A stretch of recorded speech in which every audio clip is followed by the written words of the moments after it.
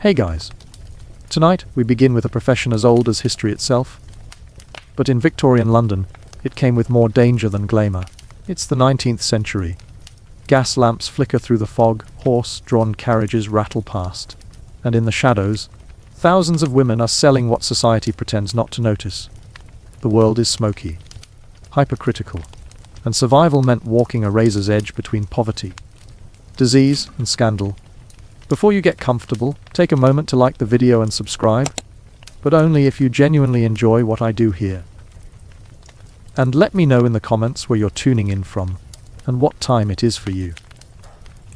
It's always fascinating to see who's joining us from around the world. Now, dim the lights. Maybe turn on a fan for that soft, steady hum. And let's ease into tonight's journey together. Congratulations. You've just stepped into the hidden world of Victorian prostitution. The first thing you noticed wasn't the sight or even the sound. It was the smell. The city at night carried its own perfume. One that clung to wool coats and hair. One that travellers swore followed them long after they left. It was a stew of coal smoke, horse manure, stale gin, and human waste trickling down gutters. Imagine a candle labelled Victorian London. Then imagine nobody ever buying it. The gas lamps hummed above, faintly haloed in the mist, dripping pale circles of light onto wet cobblestones. Rain had fallen earlier, and the streets gleamed, not like the romantic sparkle of a film set, but more like the sticky shine of a nightclub bathroom floor at 4 a.m. The kind of shine you knew better than to touch. And in that damp glow, women waited. They leaned against lamp posts, shawls pulled tight, skirts stiff at the hem from mud. Their faces were powdered, though the chalky dust couldn't hide the hollowness beneath their eyes.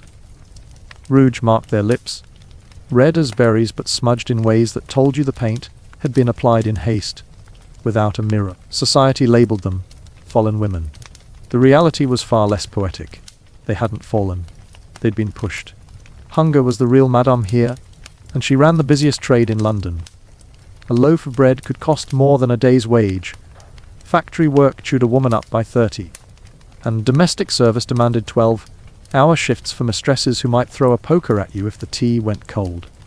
The streets, brutal as they were, offered at least the illusion of control. One girl shifted her weight beneath a lamp post, her shawl clinging damp to her shoulders. She couldn't have been more than 17, though the city had carved extra years into her eyes. She smiled at a passerby, a smile rehearsed and economical, half invitation, half shield. Looking for company, love? She asked softly. It wasn't flirtation. It was survival. A carriage rattled by, its wheels splashing muck across the stones. Curtains twitched, a silhouette visible inside. A man, broad shoulders, stiff hat. He hesitated, then let the curtain drop. He would circle again. They always did. It was the same ritual each night. Men circling like shoppers in a grotesque marketplace. Pretending to deliberate, pretending they weren't going to buy what they came for. The women saw it too. They shared little jokes, small laughs, but every glance carried an edge of rivalry. Every man was either salvation or threat. Every coin mattered. It was, in many ways, the world's first reality show. Alliances formed, broken, and reformed on a nightly basis, all beneath the humming gaslight. And over all of it hung disease, invisible and relentless. Syphilis, the great pox, rich or poor, gentleman or girl in a shawl, it spared no one. Doctors prescribed mercury as the cure. Yes, mercury. The same toxic metal people today won't let their kids even touch in a broken thermometer. The Victorian medical motto might as well have been, sick, excellent. Let's poison you further and see how it goes. Honestly, WebMD would have been a godsend to them, even if it still told everyone they were dying after 2 clicks. But in this moment, none of that mattered. What mattered was coin. Coin meant bread. Coin meant gin. Coin kept you alive just long enough to worry about tomorrow. The carriage returned. The door opened, and a man stepped down, his hat low, his hand already fumbling for coin in his pocket. He muttered, "How much?" to the girl beneath the lamp. She smiled, not too eager, not too cold, just enough to keep him. It was a delicate art, one that centuries later would be perfected in Tinder bios reading, spontaneous, loves dogs, carefully hiding the fact that life was mostly instant noodles and bad decisions. His hand reached for her arm, damp, clammy, the kind of hand that left grease on everything it touched. She let him take it, because refusing wasn't a luxury she could afford. As he led her into the dark, she caught the eyes of another girl waiting under the lamp. This one didn't smile. She only watched, long and quiet, as though she knew there was a chance her companion might not return. That was the gamble. Prostitution wasn't just a trade.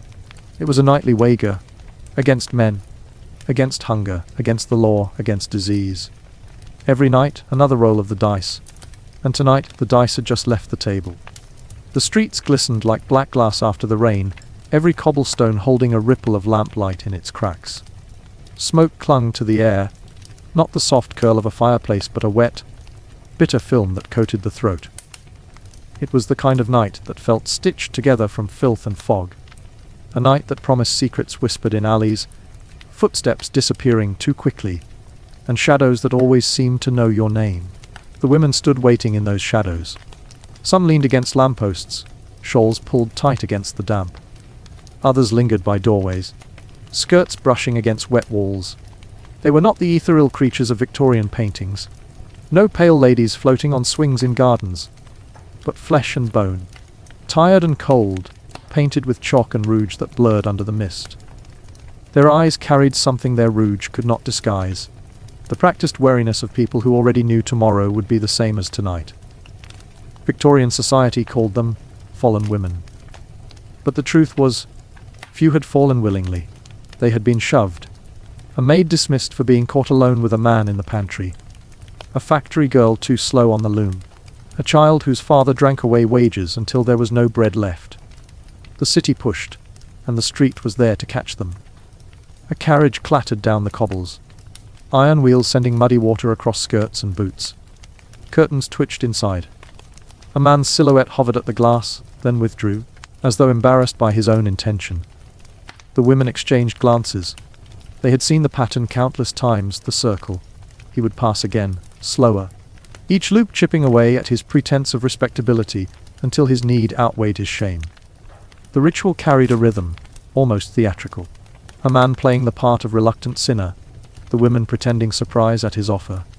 If Tinder had existed, the Victorians would still have chosen the horse-drawn loop, because nothing says romance like circling your date street 3 times before nervously approaching. One of the girls, her shawl threadbare and her boots, patched with scraps of leather, stepped forward as the carriage returned. She could not have been more than 17, though the suit and hunger carved lines far older into her face. Her lips, painted red, cracked as she smiled. "Looking for company, sir?" she asked, her tone carrying both invitation and warning, like a shopkeeper selling bread she knew was going stale. The man's answer was clipped, his eyes darting like he hoped the fog itself might keep him anonymous. "How much?" It was always the first line. Never a name. Names implied humanity, and humanity made things complicated. Far simpler to reduce everything to a transaction. He reached for her wrist, clammy fingers closing around it like a lock. She did not flinch. Flinching was a luxury for people who had somewhere else to go. The two slipped into the dark of an alley. Another woman, older, with hair pinned under a damp bonnet, watched them disappear. Her eyes lingered not out of jealousy but calculation. One less client tonight, one less coin for bread. In this world, hunger was the true madam, and she charged interest daily. Behind them, the city hummed its ceaseless dirge. The cries of drunks staggering home from gin shops, the rattle of wagon wheels over stone, the clanging bell of a night watchman, who pretended not to see what the women were doing, because arresting them would only fill the cells with more mouths to feed, and the city's appetite for misery was already bottomless. And always above it all, disease waited in silence. The great pox, syphilis, wound its way through beds and bodies, sparing no class. Gentlemen, chimney sweeps, soldiers, dukes, prostitutes. It made no distinctions. Doctors prescribed mercury, which often killed the patient faster than the disease. Imagine going to a physician today, and he says, "Oh, you've got the flu. Let's see how quickly your kidneys can shut down." It was medical roulette, with the odds stacked heavily against you. But these were thoughts for the daylight. At night, survival had no time for reflection.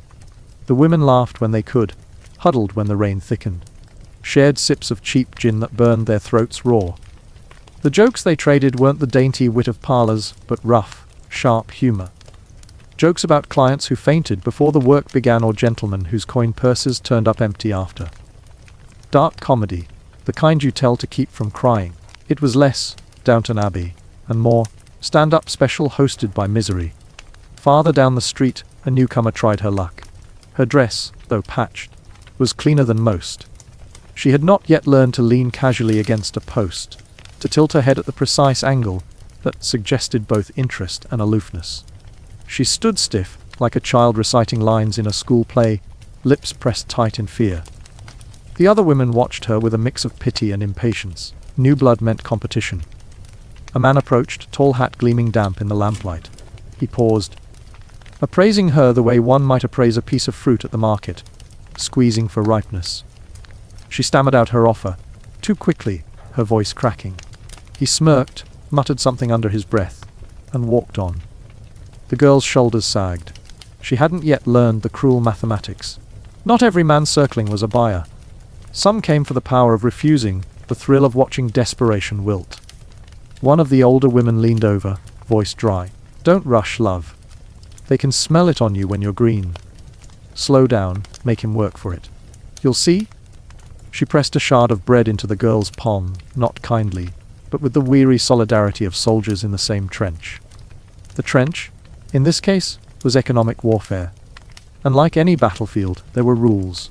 Some streets were claimed by madams, who sent girls out under watchful eyes. Others were claimed by gangs, who took a portion of every coin. Stray too far into another's territory, and you risked more than harsh words.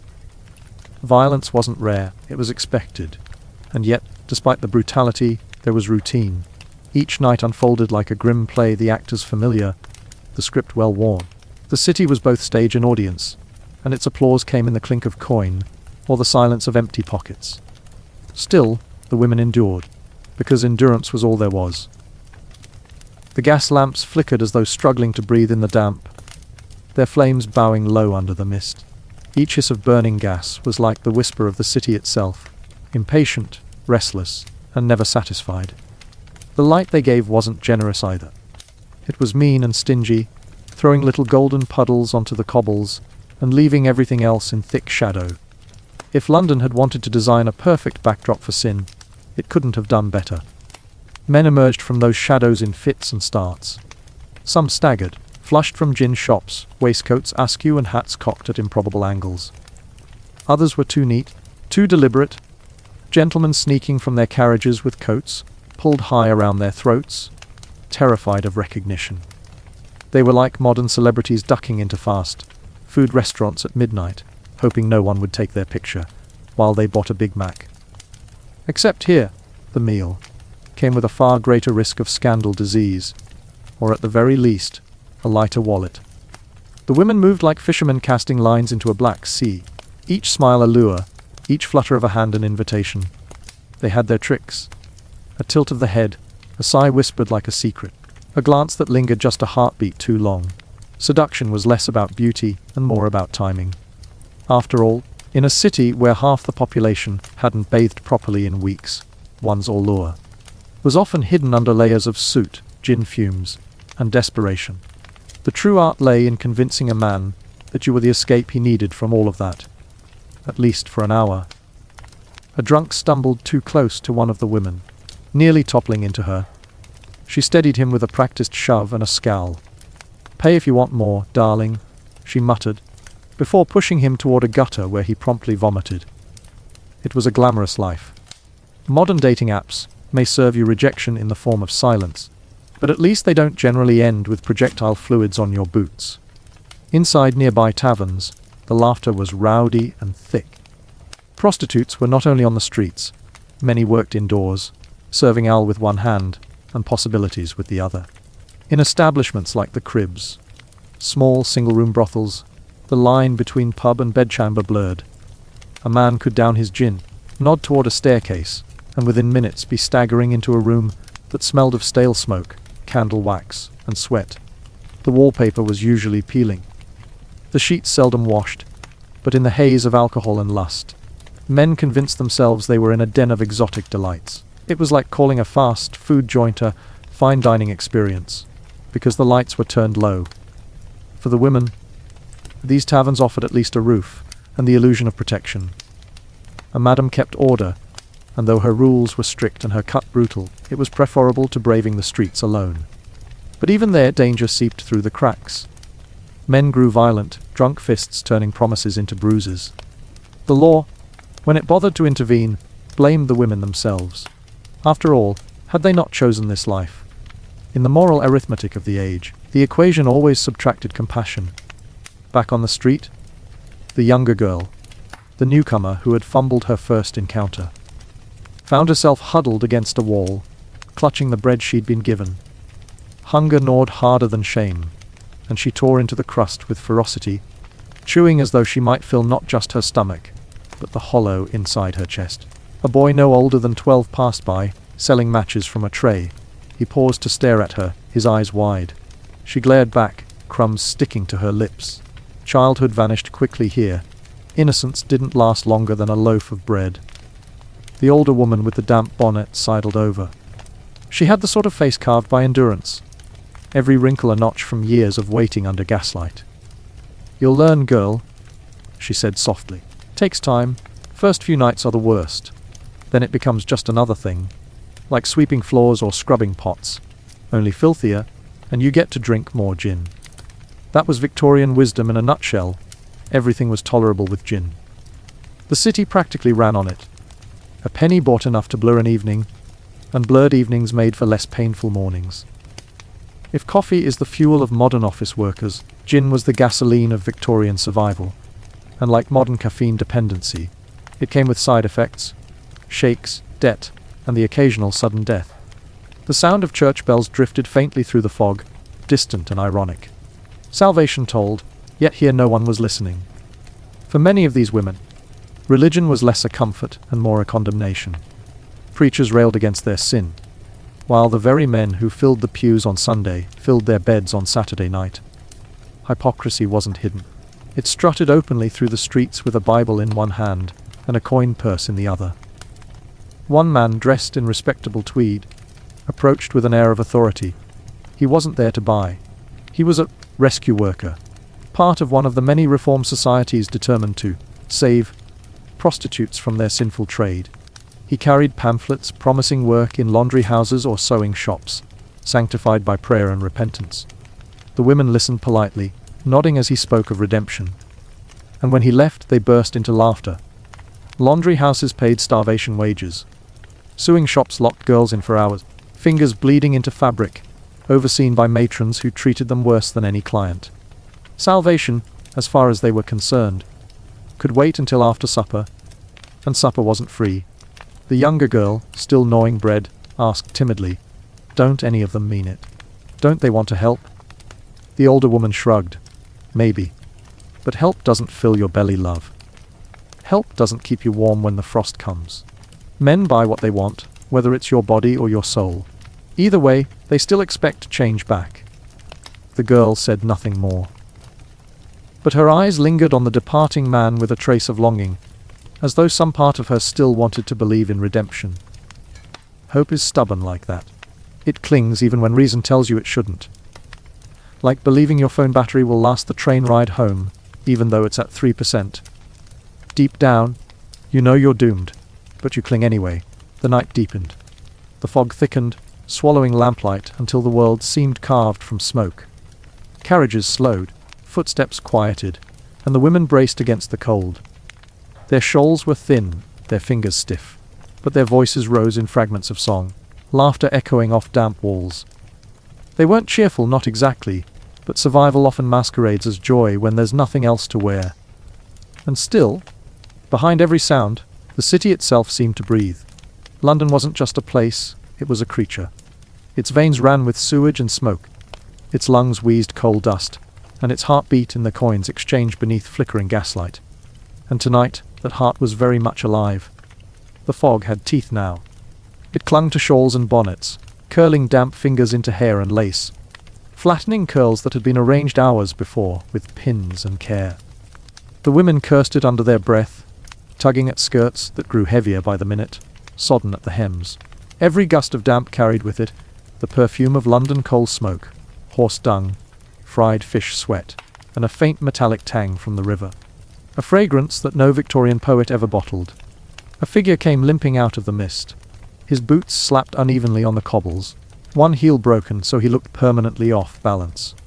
He grinned as he approached, yellowed teeth flashing, and the women tensed. Some clients gave off the air of danger before they even spoke, and this one carried the warning like a lantern. The younger girl shrank back, but the older woman stepped forward, voice honeyed calm. A dance began, one that balanced risk and reward. Too eager, and he'd sense desperation. Too cautious, and he'd grow hostile. After a few exchanged words and a hard glance, the man disappeared into the fog with the older woman. The others waited. Minutes stretched. They leaned against walls, blew warmth into their hands, whispered idle chatter. And when she returned, bonnet askew, coins clenched tight in her fist, they exhaled in relief. Tonight, survival was measured in pennies and heartbeats. A man nearby snickered, leaning against the tavern door, watching. He wasn't a client. He was a Molly boy, part of the hidden underworld that catered to desires respectable Victorians pretended didn't exist. His makeup smudged, his jacket cut in feminine curves. He blew a kiss at the women who laughed and shooed him away. The city brimmed with these overlapping worlds, brothels, cribs, molly houses. Theatres where men in gowns played queens for audiences who applauded a little too loudly.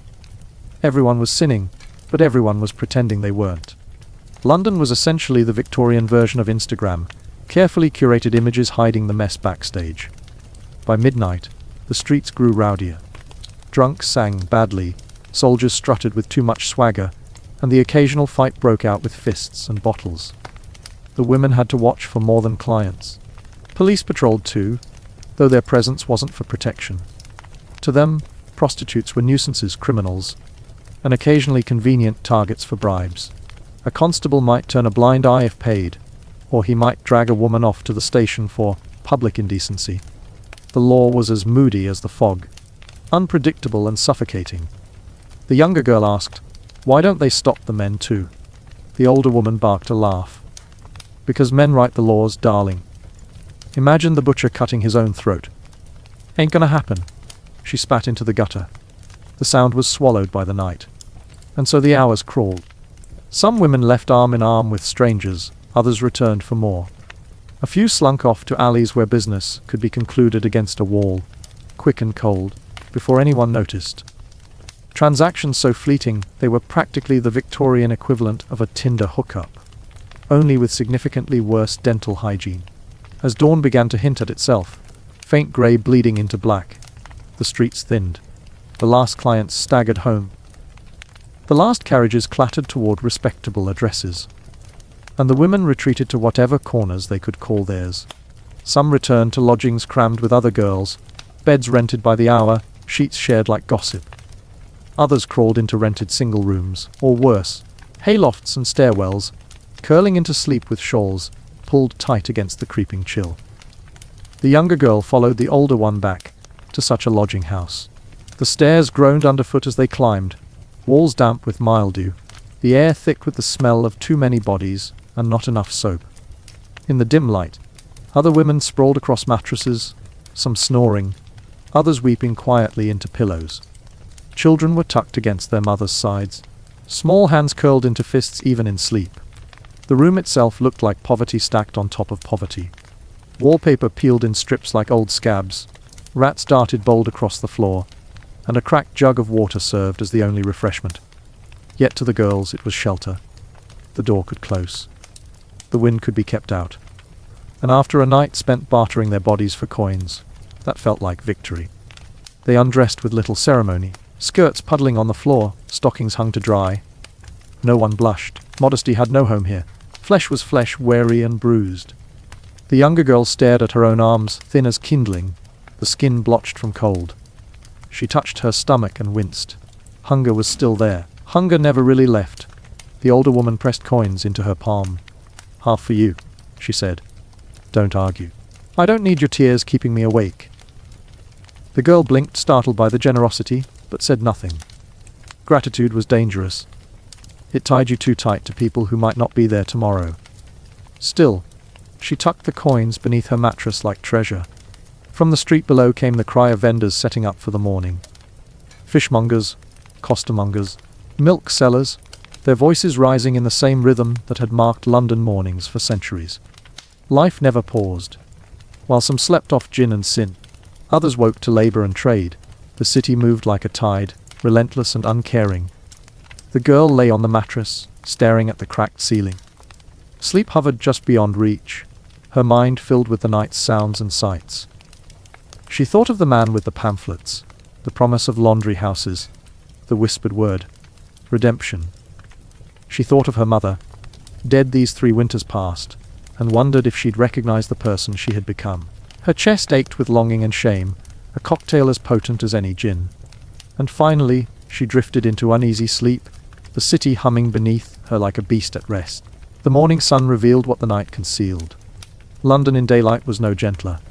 Streets churned with muck, dung, refuse, and yesterday's sins all pressed into a slippery soup that clung to boots and hems. Smoke drifted from chimneys, thick as wool, and the clang of industry echoed from factories along the river. The women stirred slowly, blinking against the grey light that seeped through thin curtains. Heads ached, throats burned, but the routine never changed. They rose, washed what they could with cold water, combed hair with broken brushes, and painted faces with the cheapest rouge. It was an assembly line of survival, each gesture mechanical, each glance at the mirror a negotiation. The younger girl followed suit awkwardly, watching the others. She dabbed at her cheeks, pinched color into her lips, and pulled on her skirt with trembling hands. The older woman eyed her critically. "Better," she muttered. "Keep your chin up. No one pays for misery, love. They want dreams, even if they only last a minute." A breakfast was a crust of bread shared between 3, a swig of watery tea, and a laugh at some crude joke one of the women cracked. Humor was currency too, as necessary as coins. Without it, despair would eat them whole. It was the same principle as memes today: laugh at the nightmare, or the nightmare wins. Soon, they were back on the streets. By day, the work shifted. Some sold flowers or matches as covers, calling out cheerfully while their eyes sought potential clients. Others lingered near docks, catching sailors fresh off ships, pockets heavy with pay. The girl trailed after the older woman, learning the rhythms: when to smile, when to retreat, when to feign interest, and when to let silence hang heavy until a man filled it with an offer. Every gesture was theater, every word a gamble. The city was their stage, and survival the script. And as the fog lifted to reveal yet another grim London morning, the younger girl realized this was her world now: cobbles, gaslight hunger, and fleeting moments of laughter carved out of despair. And somewhere deep inside her, hope still smoldered, fragile but alive. If you thought the night was harsh, wait until you see what daylight does. The real dangers don't always lurk in shadows. Sometimes they wear uniforms, carry ledgers, and smile while they take everything. Morning had a cruel way of stripping away illusions in Victorian London. The mist that at night could make the streets seem mysterious and half romantic now curdled into something sour under the grey daylight. What looked like shadows of mystery a few hours earlier revealed themselves for what they truly were: heaps of rotting cabbage leaves, horse dung, and puddles whose contents you definitely did not want to test. Our prostitute. Let's keep calling her Mary, for ease. Though in truth half the working women in London seemed to go by Mary, stirred awake on her straw mattress, the cheap kind where the straw had long since given up pretending to be soft. The landlady's boarding house was cramped, the walls stained with damp, and the air thick with a stew of smells: boiled onions from last night's supper, pipe smoke, and the faint medicinal reek of carbolic soap someone had splashed on the stairs in a half-hearted attempt to keep disease away. Outside, London was waking. The costermongers rattled their carts into the streets, hawking everything from wilted apples to dubious oysters, calling out in sing-song chants that managed to sound both cheerful and desperate. Carriages thundered over cobblestones.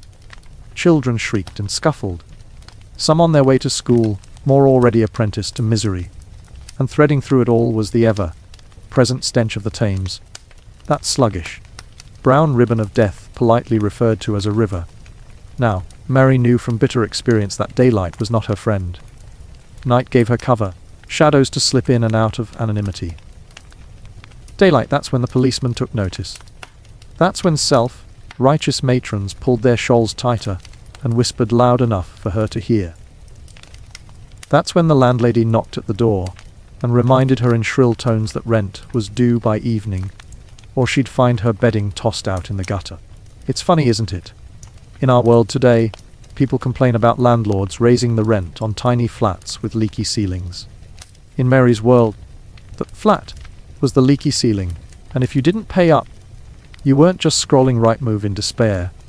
You were literally sleeping on cold stone with nothing but last night's dress for a blanket. Perspective, friends.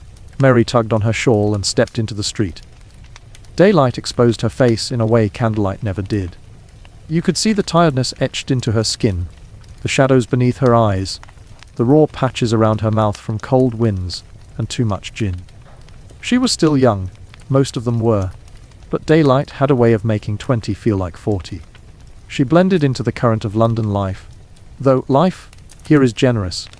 It was more like a continuous trudge of survival, a parade of faces grimy from coal smoke and lungs rasping from factory air. And yet, even in all this misery, the city thrummed with energy.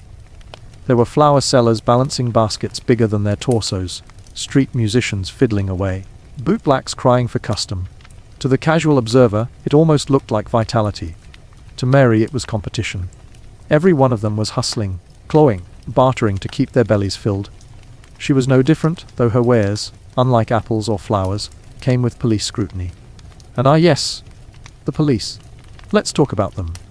The constables in their dark blue uniforms and tall helmets had a way of appearing just when you least wanted them. Ostensibly, they were there to keep order. In reality, they were moral gatekeepers, and prostitution was the moral panic of the age. At night, a constable might turn a blind eye for a coin slipped into his hand. By daylight, though, he had a reputation to keep. Arresting a disorderly woman made him look virtuous to his superiors, and nothing padded a report like a tally of fallen women dragged into court. Mary knew the game. If she lingered too long in one spot, a constable would appear, all solemn moustache and polished boots, and accuse her of soliciting. Technically, it wasn't even prostitution itself that was illegal. It was the public nuisance of it. Translation: if you were poor enough to have to work the streets, instead of being discreet in a high-end brothel, you were fair game. She ducked down an alley to avoid one such patrol, heart thumping. There was no client waiting for her at this hour anyway, but caution was second nature. The alley reeked of urine and stale beer, but it was quieter. She pressed herself to the damp wall and let the constable's boots clatter past the entrance. Only then did she breathe. Compare that to modern times today. If you're avoiding authority figures, it's usually because you're dodging student loans or trying to explain to airport security why your toothpaste is technically over 100 mile. Back then, it was the difference between earning enough for bread and being marched into a courtroom where a magistrate, who almost certainly had mistresses of his own, would scold you for moral corruption. Mary wasn't naive. She'd seen women fined, locked up, or worse, sent to the workhouse. Now, that was a fate worse than prison in many minds. Imagine a giant warehouse for the unwanted, where families were separated at the door, husbands one way, wives another, children sent off to scrub floors or pick oakum until their fingers bled. The food was barely edible, the conditions brutal, and the stigma lifelong. Once you'd been in the workhouse, you carried the stink of it forever, socially speaking. Employers knew. Neighbors knew. You were branded a failure. Mary would rather risk the streets in sleet and rain than those walls. And this wasn't just paranoia. Workhouses actively hunted down women like her. The rescue societies, philanthropic groups led by pious middle-class ladies, would sweep through neighborhoods offering salvation from sin. The salvation usually looked like hard labor, endless sermons, and oatmeal so thin it could pass for dishwater. Mary once spent a week in one of those reform homes. By day 3, she would have traded her immortal soul for a pint of gin and a slice of bread with real butter. She made her way towards Covent Garden, where the bustle of the market offered some camouflage. The flower girls with their roses and violets, immortalized by painters and poets.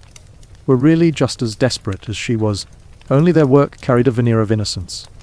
There's a reason why flower girl became a euphemism for prostitution itself. One smile, one whispered offer among the cabbages and carrots, and a bouquet wasn't the only thing changing hands. Here's the irony. Society loved the idea of the fallen woman as long as she stayed in fiction. Novels, plays, even penny dreadfuls sold like hotcakes with heroines who strayed into ruin. But when those same women walked the actual streets, suddenly they were vermin, a moral disease to be eradicated. You can almost hear the hypocrisy echo through the centuries. Not that things have entirely changed. Today, reality TV makes fortunes off scandals, while the people living those scandals get shredded in tabloids. Different century, same appetite. Mary haggled with a vendor for a bruised apple, paid in pennies she could barely spare. Hunger gnawed, but she needed her wits sharp. She ate slowly, standing in the shadow of a gas lamp post, watching the street ebb and flow. A client in daylight was rare, but not unheard of. A gentleman passing through, pretending to buy fruit, his hand brushing hers a moment too long. Every second in this dance was calculated risk of arrest, risk of disease, risk of hunger. Survival was a constant ledger, each day tallied in hunger pangs versus coins versus the weight of shame society pressed on your back. And shame was everywhere in daylight. Housewives gave her sidelong glares, as if their husbands never strayed. Gentlemen sniffed and looked away, though half of them would be back after dusk. Even the beggar missing an eye, and a few fingers had once spat at her feet and called her filth. That's the beauty of Victorian society. You could be drowning in your own misery and still find a way to look down on someone else. The hours dragged. Noon bell clanged, and the fog thinned enough for the sun to show its weak, watery face. Mary wrapped her shawl tighter. Daylight exposed everything, wrinkles, hunger, desperation. But it didn't warm. She felt the cold seep through her shoes, dampening her toes. She thought of the fine ladies in their carriages with furs around their shoulders, and she almost laughed. Almost. Because laughing meant wasting energy she didn't have. Still, she smiled faintly when a passing street urchin tried to sell her a dead rat, claiming it was good eating, miss. That was London for you. Even in despair there was hustle. Even in misery, a flicker of humour. She waved him off and he scampered away, already eyeing another mark. Mary pressed on, daylight weighing on her like a physical thing. She knew the dangers of night, the drunkards, the violence, the risk of disease. But daylight carried its own menace, authority, judgment, the slow erosion of hope. And as she trudged past St. Giles, past the gin shops and ragged children, she couldn't shake the thought which was truly worse. The perils of the night, or the punishments of the day. If you thought the night was cruel, wait until you see how the law twists the knife. The punishments come with ledgers, sermons, and handcuffs, and sometimes the cure is deadlier than the sin. Morning in London always brought judgment, but Mary was about to learn how deeply that judgment was codified, inked into ledgers, etched into laws, and enforced with polished boots. If the night had been a battlefield of survival, then the day was a courtroom without walls. Every step she took, every sideways glance, carried the risk of exposure, arrest, or reform, each of which promised its own brand of misery. She hadn't planned to draw attention, not today. But attention had a way of finding women like her. Perhaps it was the way her shawl slipped at the shoulder, or the fact she paused a second too long beneath the gaslight at noon. Whatever the reason, the constable saw her. He wasn't much older than 30, though the moustache and helmet gave him the air of a man who believed he was already seasoned. He had the square jaw of someone who liked to be obeyed, and the slow, deliberate gait of a man who had never once worried where his next meal would come from. "Move along, miss," he said, in a tone halfway between command and condescension. Mary dipped her head and obeyed, but she knew how this worked. If she lingered in his patrol more than once, he'd have her. Disorderly conduct. Loitering with intent. The charges were vague by design. They gave the police all the power, and the women none. The thought made her stomach twist. It was always the women. A man caught with his trousers around his ankles could shuffle away with his dignity intact. But a woman standing too long near a theatre entrance. She was the corrupter of society. That was the logic of the law. It wasn't even hidden hypocrisy. It was enshrined hypocrisy, written down in neat script in Parliament records. Mary's mind flickered back to the others she'd known. Annie, who was dragged in one morning for annoying passers-by. Lizzie, who had sworn she was only waiting for her sister by the market, but ended up in court anyway. The magistrates didn't care. They doled out fines that no working woman could pay. The alternative was prison or the workhouse. Pay in shillings or pay in dignity. Those were the choices. And speaking of dignity, let's pause here for a reality check. In modern times, we complain when the Wi-Fi drops out or when Netflix recommends the wrong show. In Mary's time, your recommendation system was a constable's finger pointing at you and declaring, "This woman is a nuisance." Talk about algorithms gone wrong. By midday, Mary's fear came true. A second constable caught her near 7 dials, and this one wasn't content with a warning. His grip clamped around her wrist like an iron cuff. "You'll come with me," he said, ignoring her protest that she was only passing through. The truth didn't matter. The ledger had space for another name. Dragged through the streets, she felt eyes on her, men smirking, women sneering, children pointing. The shame was as much punishment as anything that would follow. At Bow Street, she was pushed into a holding room with half a dozen other women, all wearing the same mixture of anger, fear, and resignation. Some wept quietly. Others cursed. A few sat silent, hollow-eyed, as though they had already left themselves behind. The magistrate's court was a performance. Everyone knew their role. The constable gave his testimony in clipped, moral tones. The clerk scratched it down in ink. The magistrate, powdered wig slightly askew, pretended impartiality while already convinced of guilt. Mary's voice barely mattered. Disorderly behavior. The charge read, as though hunger and survival were a crime. The fine was 10 shillings, an impossible sum. Prison, then. But Victorian England loved its side doors of mercy. Before she could be carted off, a pair of earnest ladies swept into the courtroom. They belonged to one of the rescue societies, charities that claimed to save women from ruin. With voices dripping in piety, they pleaded with the magistrate to release Mary into their care. It was all very noble, sounding like a scene from a sermon. The magistrate nodded gravely. Mary was led away, not to prison, but reform. Reform. That word should have sounded hopeful. Instead, it clanged in her ears like the rattle of chains. The reform home was a converted townhouse, its walls whitewashed, its windows shuttered. Inside, the air was heavy with soap and starch. The women there wore plain uniforms, their hair tied back. Their days were regimented prayer at dawn, suing by mid-morning, scrubbing floors by afternoon. Meals were meagre, thin gruel, coarse bread, the occasional boiled potato. Any complaint was met with lectures about sin and damnation. Mary tried to endure it. For a week, she kept her head down, her fingers blistered from needle and thread. The matrons preached endlessly. "You have been saved from a life of filth," they intoned, ignoring the fact that filth had been the only thing keeping her alive. Nights were the hardest, lying awake on a narrow cot, listening to muffled sobs from other beds.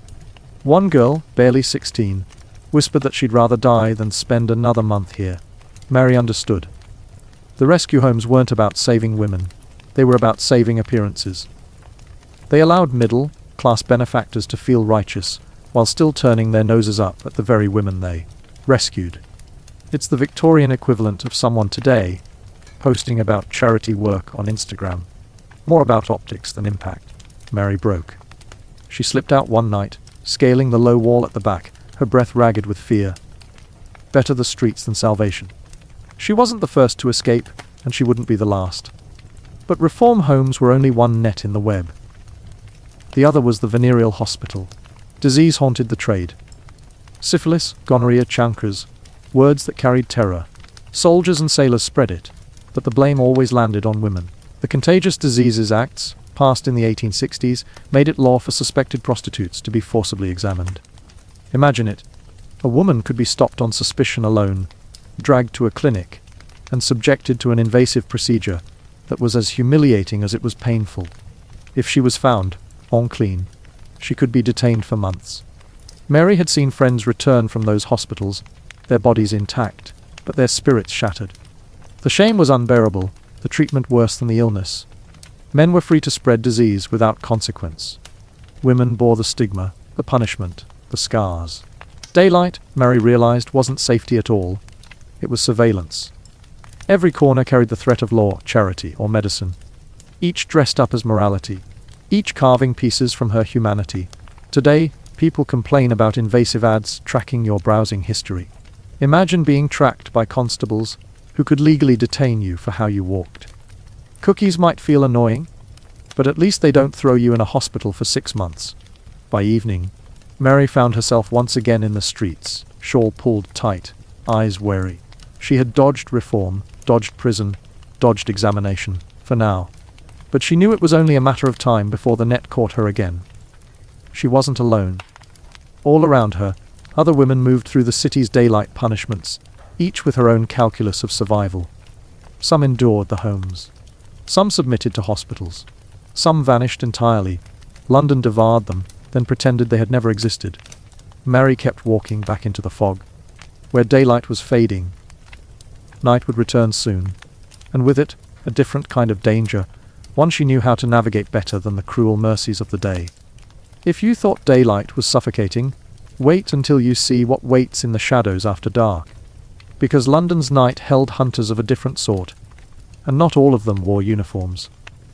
The fog rolled back over London like a lid shutting tight, sealing in the stench of coal smoke, horse dung, and humanity. Mary knew this smell well. It was the city's aftershave, pungent and unavoidable, clinging to skin and clothes like an unwanted lover. By the time night settled fully, her shawl felt damp with mist, and her feet ached from hours of walking. But the city did not care for aches, or damp, or exhaustion. London after dark was not built for comfort. It was built for hunger. The first kind of hunger was simple, men's hunger. As the lamps sputtered to life, dim halos of yellow trying in vain to cut the fog, the streets filled again with the shuffle of boots and the tap of polished canes. Gentlemen left their clubs, with bellies full of roast beef and port, their heads heavy with wine, their bodies aching for diversion. Some stumbled laughing, arms slung around each other, while others walked briskly and alone, the brim of their hats pulled low. They all knew where to go. London had its districts, its signals, its secret codes whispered through alleys. Mary had learned to read them the way a sailor reads the sea. A pause at a corner meant interest. A lifted eyebrow, an adjusted cuff, a cough, all tiny gestures that spoke louder than words. Sometimes it was obvious, a man staggering toward her, with coins already loose in his hand. Sometimes it was subtle, a brush of proximity, an exchanged glance. But hunger was never safe. Hunger could turn cruel in a heartbeat. A man who came smiling could end with fists, or worse. Mary had seen it happen too many times. The second hunger was colder. It belonged to those who did not seek flesh for pleasure, but for power. London's gangs owned slices of the night, patrolled by boys barely old enough to shave. They carried knives tucked in boots, coshes stuffed up sleeves. They watched the women as merchants watched their stalls, ensuring profit was made, dues were paid. If Mary crossed into their territory without tribute, she risked a beating. And if she refused a client the gang had marked for her, the punishment could be harsher still. She kept her head down, her eyes scanning always. Awareness was survival. Yet even with all her vigilance, Mary could not anticipate the third hunger, the one that came without warning, without pattern. The one whispered about in gaslit corners, and printed in screaming headlines. The hunger of killers. Jack the Ripper was still years away, but he was not London's beginning. He was merely the crescendo. Long before Whitechapel became infamous, women had been vanishing. Their bodies turned up in ditches, on riverbanks, in abandoned yards. Some were mutilated, others simply discarded. The city swallowed their names, leaving only lurid descriptions in the newspapers. Fallen woman, unfortunate, prostitute. Rarely Mary, rarely Annie, rarely Lizzie. Mary had walked with one of them once, a quiet girl named Sarah, who liked to hum while they waited for clients. Sarah was found weeks later near the canal, throat cut so deep she could not have screamed. The papers speculated briefly, then moved on to politics, theatre, horse races. Sarah was gone, London rolled on. Think about how Netflix Today Auto plays the next episode before you've even processed the last. That was Victorian London's newspapers, tragedy autoplay. One dead woman, next headline please. The city never asked if you wanted to keep watching. Mary knew that every time she stepped into the night, she gambled. Hunger might pay her in coins, or in bruises, or in silence forever, but gamble she must, because the alternative was nothing. No money, no food, no rent. Poverty was the truest predator of all. Tonight, the fog seemed thicker than usual, a kind of living thing curling around her ankles. She walked toward Whitechapel, though the name already made her skin prickle. The courts and homes of the day had rejected her. Now the streets demanded her service again. She passed gin palaces spilling laughter and song, their windows glowing like furnaces in the night. Inside, men clutched tankards and shouted at one another. Women with painted cheeks poured drinks. Coins clattered across the bar. Mary dared not enter. Gin palaces were dangerous for her kind, full of men who might not leave their fun at the door. Instead, she found herself near a narrow lane known for its sailor's market. Here, men newly ashore spent their wages before the salt had left their skin. They were rowdy, unpredictable, sometimes generous, sometimes violent. Mary hated this lane, but sometimes it was the only place she could eat the next morning. Tonight, it held another figure too, one she recognized. Old Maggie, sitting on an upturned crate. Her shawl patched so many times it looked like a map of forgotten countries. Maggie had been in the game since before Mary was born. Her face was carved with wrinkles, her voice rough with smoke, but her eyes were sharp as ever. "You'll want to stay clear of Cutter's Alley," Maggie rasped. Girl was found there last week, stomach opened like a Christmas goose. Police never even chalked the ground. Mary's throat tightened. Who? Does it matter? Maggie shrugged. She's in the ground now. And the men keep coming, don't they? The exchange chilled Mary more than the fog ever could. Cutter's Alley was 2 streets over. Too close. She nodded her thanks and moved on, though her steps faltered. She thought of Sarah again. Of Lizzie. Of the nameless girls buried without prayers. London's killers were not always monsters in alleys. Sometimes they wore wedding rings and fine coats, their brutality confined to locked rooms. Sometimes they were landlords, extracting not only rent, but favors. Sometimes they were clients who turned cold mid-act, rage spilling into violence. The newspapers did not call them monsters. They called them respectable gentlemen. But Mary knew. Oh, she knew! People today fear ghosting after a Tinder date. In Mary's world, ghosting meant literally becoming a ghost, because the man you trusted with a coin and a smile decided to take your life. Suddenly those unanswered texts don't seem so bad, do they?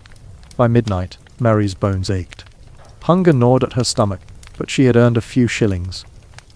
Enough for bread tomorrow, maybe even a bit of meat if she stretched it.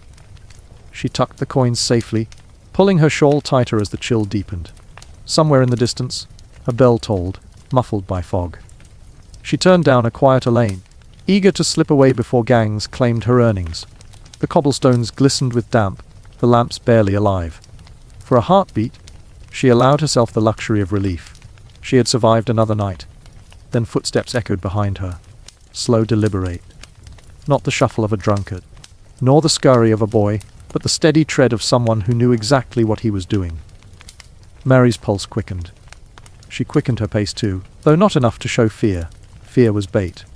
She turned a corner, slipped into shadow, listening. The footsteps followed, unhurried. She considered knocking at a door, but what house would let her in?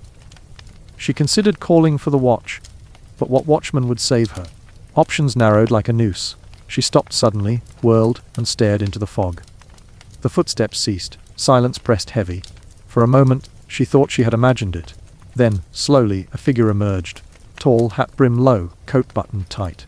His face was hidden, but his stillness was worse than any leer. Mary's hand trembled around her shawl. "What do you want?" she forced out. The figure tilted his head. No answer. Just that silence, thick and sharp. Then, as if deciding something, he turned and melted back into the fog. Mary stood frozen, heart hammering until the footsteps vanished entirely. She did not know if she had just escaped death, or merely postponed it. When she finally staggered toward her lodging, every shadow seemed alive, every gust of fog a hand reaching for her. She collapsed onto her straw mattress just before dawn, clutching her coins like talismans. She was still here, for tonight. But London's night had many more predators waiting, and luck was a currency even rarer than silver. If you thought the streets were cruel at night, wait until you see what happened behind closed doors. Because the next part isn't about strangers in the fog. It's about what women endured in the beds, parlours, and so-called private spaces of Victorian London. The night had been survived, but Mary knew survival was never the same thing as safety. Morning light only made the city more honest about its cruelty.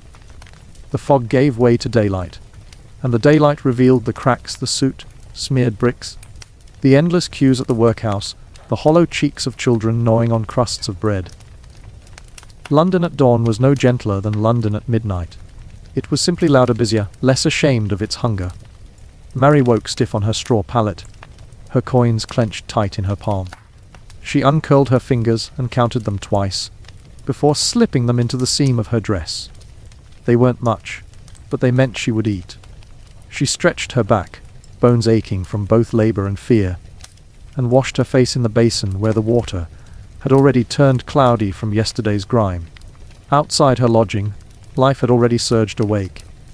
The street echoed with cartwheels and horse hooves, the shouts of costermongers hawking apples and eels.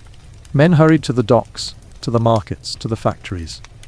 Women hurried too, though often their destinations were less official, cleaning houses, scrubbing steps, or, like Mary, hoping for a man's coins to carry them another day.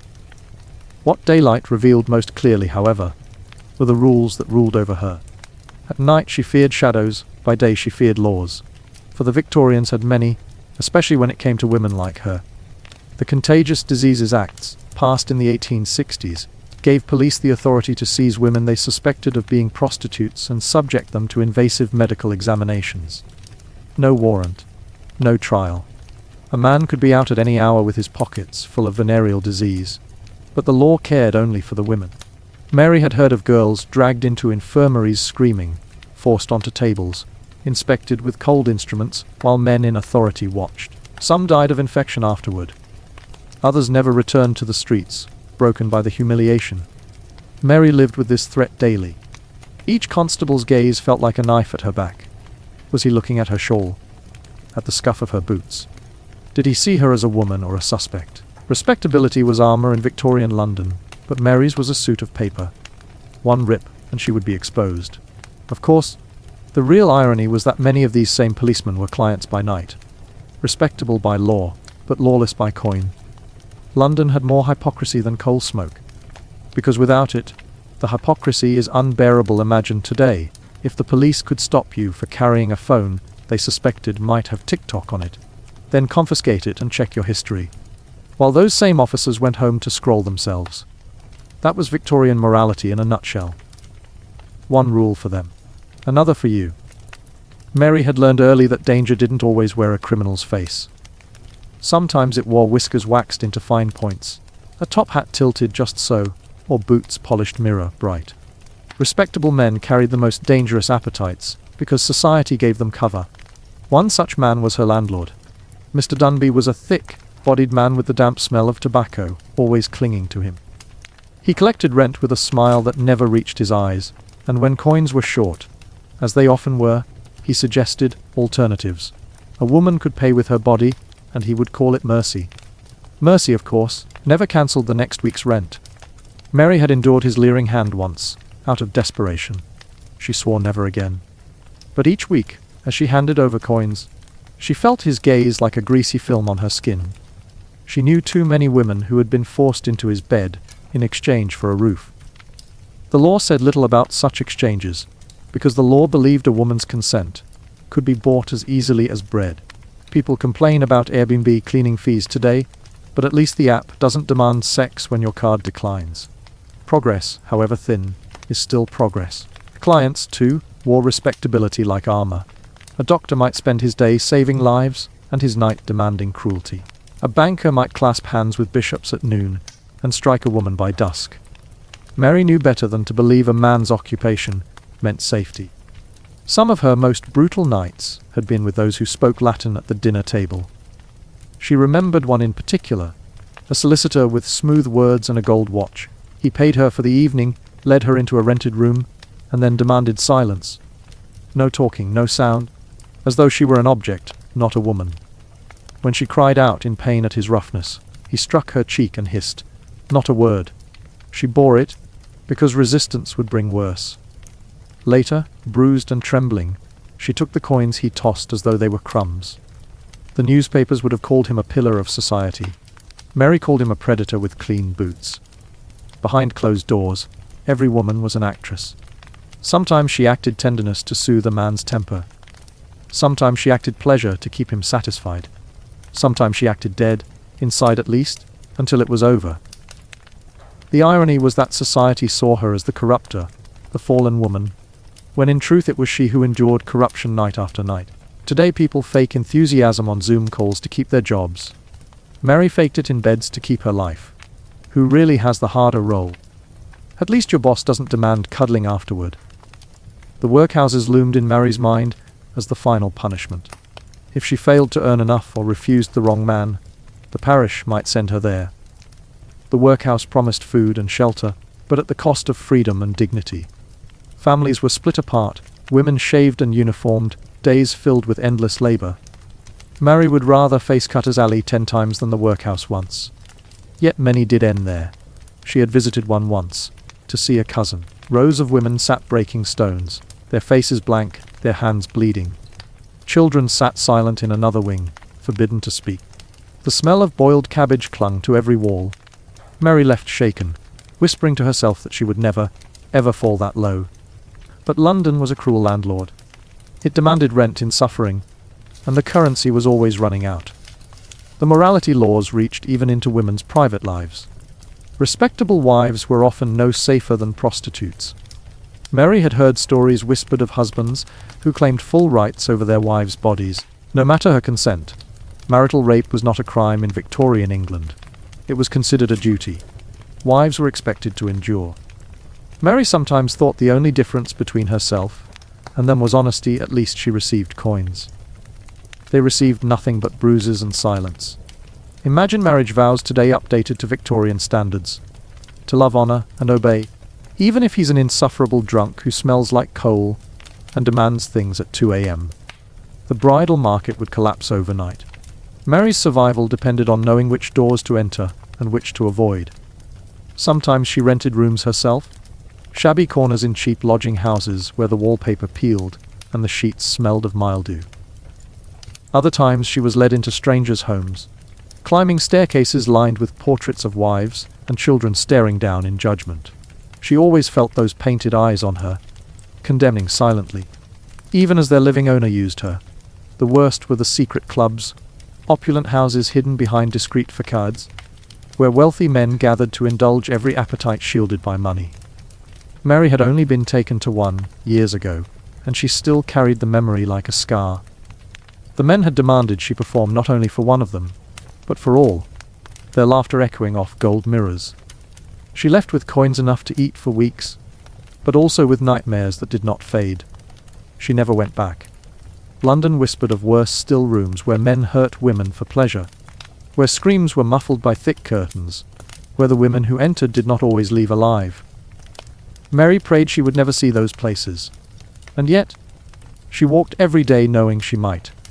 She thought sometimes of how the city looked from the outside. Its parliament shining, its churches ringing bells, its ladies in silks riding carriages. To the world, London was progress, empire, civilization. But Mary knew the truth. Progress was built on backs like hers, on lives spent and discarded behind doors the city pretended not to see. By the time evening fell again, Mary prepared herself once more. The streets awaited. The clients awaited. The landlords awaited. London itself awaited with all its appetites. She tucked her shawl, hid her coins, and whispered a prayer, not to God, who had long ago stopped listening, but to survival itself. One more night. One more gamble. Because if the alleys could kill you, the bedrooms could too. And if you think the private rooms of London were dark, wait until we step inside the places that promised escape: the theatres, the gin palaces, the music halls. What glittered on stage often hid shadows far deeper than any alley. By dusk, the fog had turned amber with gaslight, and the city began its nightly transformation. The workhouse bells stopped ringing, factory gates slammed shut, and the hungry tide of workers spilled into the streets. They carried their wariness like chains, but they carried their coins too, small, hard-earned, and destined to vanish quickly into drink or distraction. London was cruel by day, but by night it put on a mask of glitter, as if to convince itself it was a city of joy. Mary had learned that the nighttime economy was not only her trade. It belonged also to the palaces of gin, the houses of theatre, and the booming halls of music, where men and women crowded shoulder to shoulder for a taste of laughter. Survival did not always mean selling one's body. Sometimes it meant selling escape.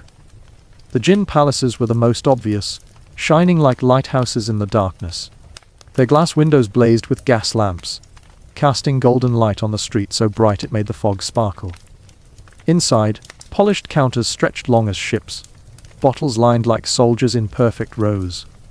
The mirrors behind them reflected endless flickers of flame, making each palace look as though it contained 1,000 fires.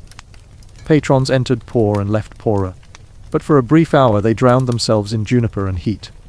Gin was the cheapest comfort, and in these halls it was poured like water.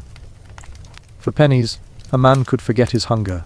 For a shilling, he could drink himself into a stupor, so deep his troubles vanished until morning, or until the police dragged him to the station. Mary sometimes lingered near these palaces, waiting for staggering men whose blurred eyes might see her as salvation. But more often, she watched with a kind of fascination. Inside, the men were not predators and the women not prey. They were all simply participants in a ritual of forgetting. The laughter was too loud, the songs too bawdy, the gestures too grand. It was desperate joy, the kind born only when sorrow sits heavily underneath. Imagine a Victorian gin palace like the 1800s version of today's dive bar happy hour. Only instead of half-price margaritas, it was full-price misery served with a twist of blindness. And yes, blindness. Gin that cheap sometimes really did rob you of your eyesight. Talk about a hangover with consequences. Theatres promised a more respectable escape, though the line between stage glamour and street trade was thinner than society liked to admit. Mary had walked past Drury Lane, seen the carriages of the wealthy pulling up, the ladies in silks, the gentlemen in starched collars. Inside, actors and actresses performed Shakespeare or melodrama, their voices ringing out over the gaslit boards. The applause thundered, the chandeliers glittered, and for 3 hours the audience pretended the world outside did not exist. But behind the curtains, Mary knew, things were less noble. Actresses were often courted not for their craft, but for their company. Stage door Johnnies, as they were called, lingered after every show, offering flowers, jewels, and propositions. Many a celebrated actress found her rent paid not by ticket sales, but by an admirer with deep pockets.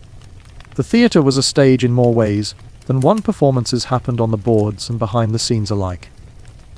Mary once befriended a girl named Clara, who sang in a chorus line. Clara described the dual life of an actress. By night she was a goddess on stage, adored by hundreds.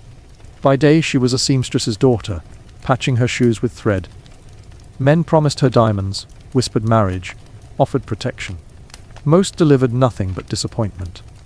Clara laughed when she told Mary that her stage costume sparkled brighter than her entire real life.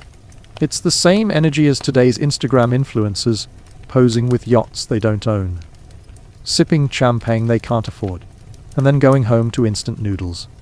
Victorian London had its influences too. They just wore corsets instead of crop tops. If the theatre was glamour with hypocrisy, the music hall was its louder, wilder cousin. Born from taverns and backrooms, the music halls grew into sprawling establishments where the working classes found release. For the price of a cheap ticket, a man could drink, shout, sing, and watch performances that ranged from bawdy ballads to comedic sketches. The air smelled of beer and pipe smoke. The wooden floors shook with stamping feet. Mary adored music halls in a guilty way. She could not afford the ticket often, but when she did, she felt as though she were part of something larger. The songs were simple, the jokes crude, the atmosphere rowdy, but there was life in it. Life that refused to be stamped out by hunger. She remembered once laughing until tears streamed down her face as a comedian imitated the pompous gait of a constable. For those moments, she forgot the weight of her trade, the bruises of the night before. But music halls, too, had their shadows.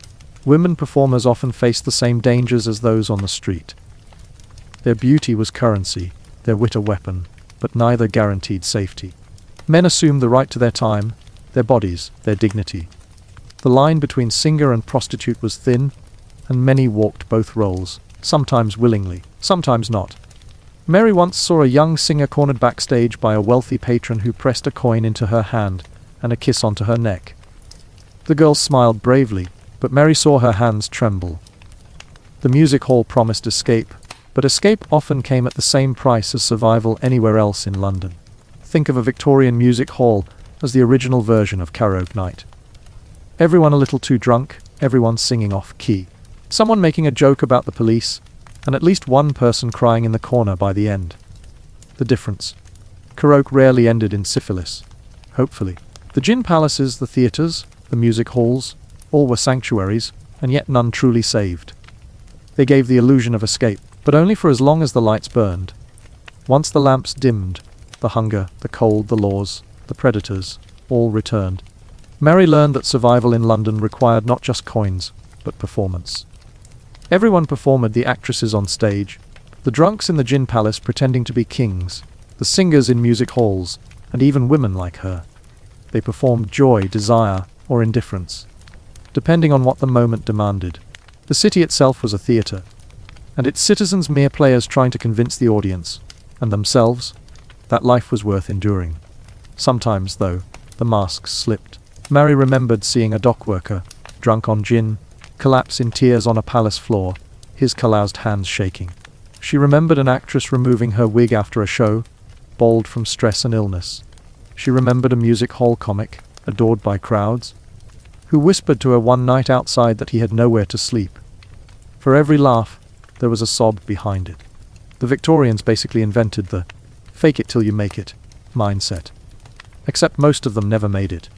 Imagine LinkedIn profiles in 1862. Experienced dock worker, skilled in crying into gin, looking for opportunities to not starve this winter.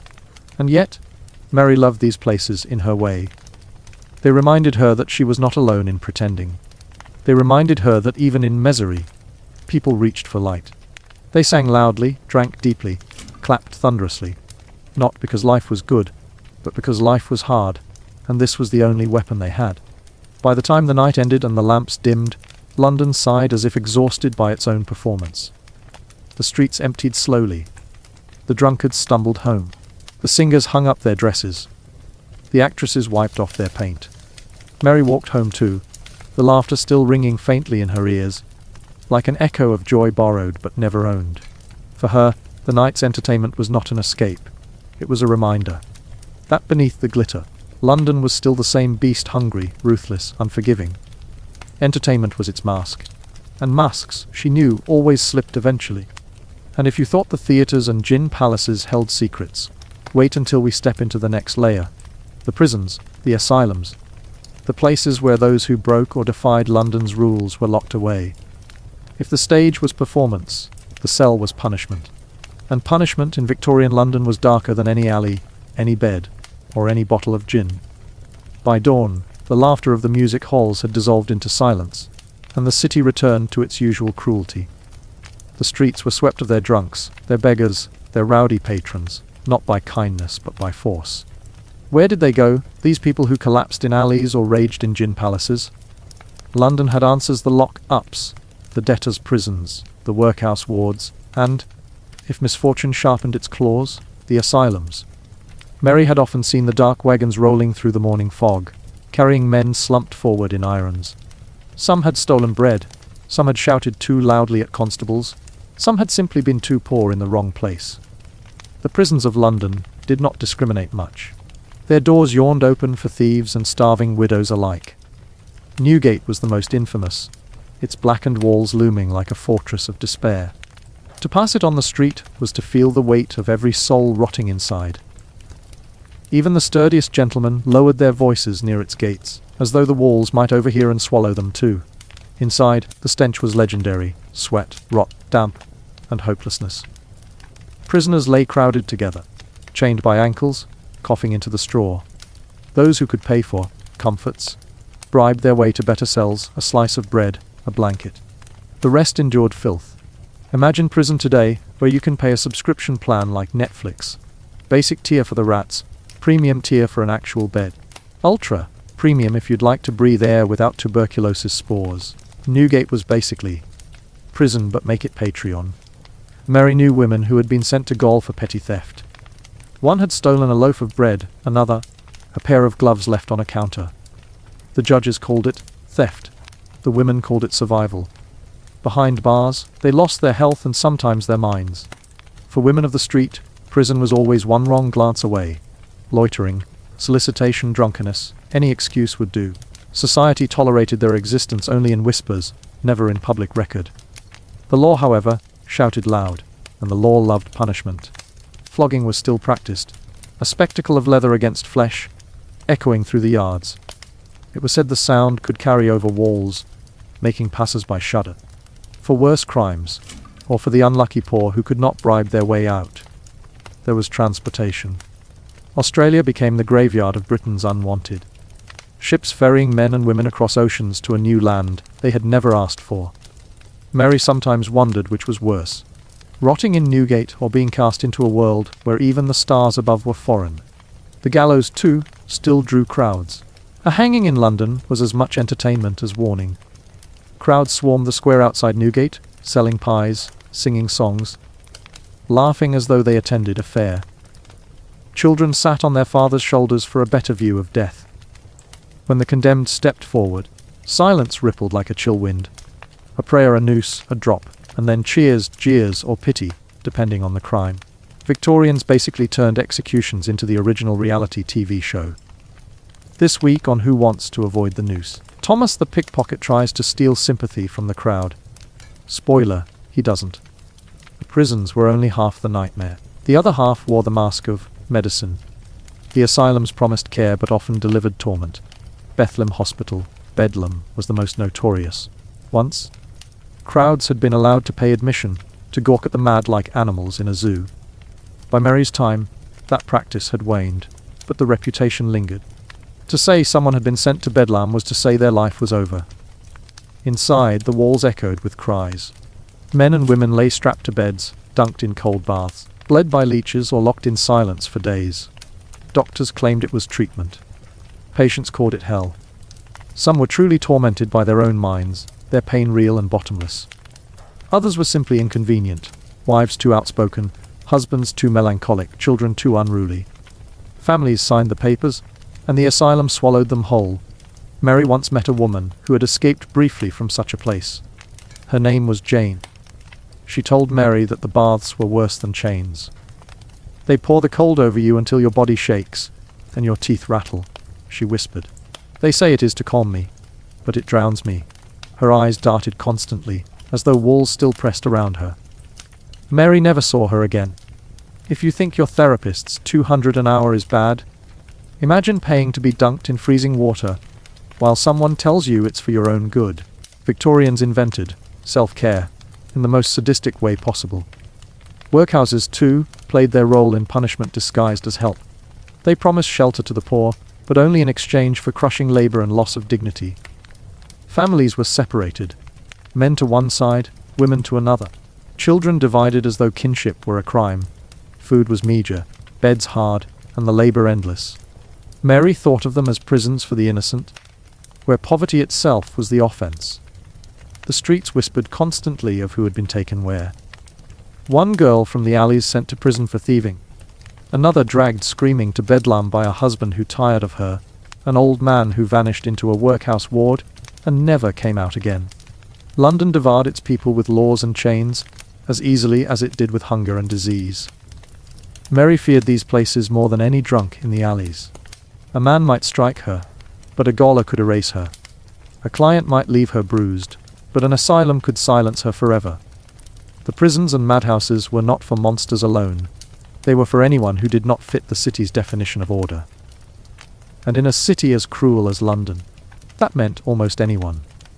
She sometimes wondered what would happen if she herself was taken. Would they write, "Fallen woman," on the record? Would they strip her name away, replacing it with a number? Would anyone outside even notice she was gone? It's like today's algorithm. Step outside the rules, and suddenly your shadow, banned from existence. Except in Victorian London, The algorithm was a constable with a baton. Prisons, workhouses, asylums, all carried the same lesson.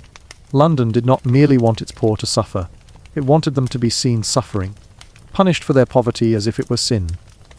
And yet, people still laughed, drank, sang, lived. Mary could not decide if it was stubbornness or madness that kept them alive.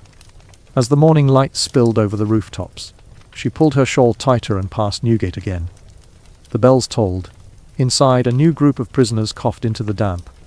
Across town, a madhouse nurse poured another bucket of icy water over a shaking patient.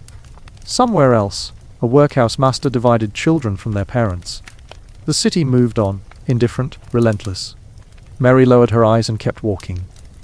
For now, she was free. But freedom in London was as fragile as the flame of a single lamp in the fog, and if the prisons chilled you, wait until the next step: the morgues, graveyards, and dissection tables. For London did not only punish the living, it had dark plans for the dead as well. And in the shadows of its graveyards, even the corpses could not rest easy. The fog clung thicker that night, a damp blanket wrapping the city in silence. Mary's boots squelched against wet cobblestones as she crossed toward Boonhill Fields, the graveyard where even the crows seemed to whisper gossip. The lamps flickered weakly, halos of yellow swallowed by the mist. London's dead did not sleep quietly. Their resting places were too shallow, too crowded, and too profitable for silence. Victorian cemeteries were peculiar places. On the surface, they resembled solemn gardens, rows of stone, crooked angels, weathered crosses. Families came dressed in black, wept, whispered prayers, laid wreaths of lilies. But beneath the earth, things were less dignified. Coffins pressed against each other like passengers on a packed omnibus. Graves were dug shallow, reused, sometimes even disturbed before the wood had rotted. Death in London was as congested as life. Mary had stood at burials before, sometimes for friends, sometimes for clients who had slipped too deep into the bottle. The mourners wept, the priest muttered, the earth closed, and yet she often thought, this grave will not last. For in London, the ground itself was hungry, and not just the ground. Men prowled the cemeteries at night with shovels and sacks. They were called resurrection men, though their work bore little holiness. They dug not for treasure, but for flesh. Corpses were currency, and the buyers were the surgeons of London. The medical schools needed bodies for dissection, and the law offered too few. Only the executed criminal was legally given to science. But surgeons needed more than hangings could supply. The resurrection men filled the gap. Modern comparison here, think of it like Uber Eats for cadavers. Except instead of pad thai showing up at midnight, a couple of wary men would drag in a freshly exhumed body, smelling faintly of mud and eternity. Surgeons didn't ask questions. They just paid. Mary had once overheard two such men whispering in a tavern. They spoke casually of lifting, as though discussing turnips at market. One claimed he could dig and raise a coffin in less than an hour. Quicker if the wood's damp, he said, sipping his ale. His partner laughed, his teeth broken stubs. Doctors don't care if there's dirt in the ears, he added. They only need the insides. London's morgues were no better. The dead house at the hospital stank of decay, bodies laid in rows under thin sheets, waiting for relatives to claim them, or for surgeons to whisk them away. Some were never claimed at all, the poor too destitute to pay for burial. These became fodder for anatomy, their bones handled by eager students who had never known their names. Mary once ventured near St. Bartholomew's, where students gathered to watch a dissection. She lingered outside the hall, hearing the muffled scrape of saw on bone, the murmurs of young men peering into open chests. They sounded eager, almost cheerful. For them, this was science. For Mary, it was desecration. She imagined her own body one day, dragged from the ground, ribs cracked open under lamplight, her life reduced to muscle and sinew under curious fingers. It was basically the Victorian version of those cooking shows where chefs take apart a chicken, except the ingredients used to be your neighbor. Bon appetit class.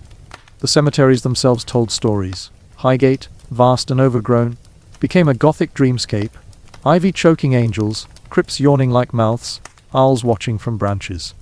Paupers' fields sprawled elsewhere, unmarked and forgotten, pits filled with dozens at a time. For the rich, funerals were performances, complete with horse, drawn hearses and plumed feathers.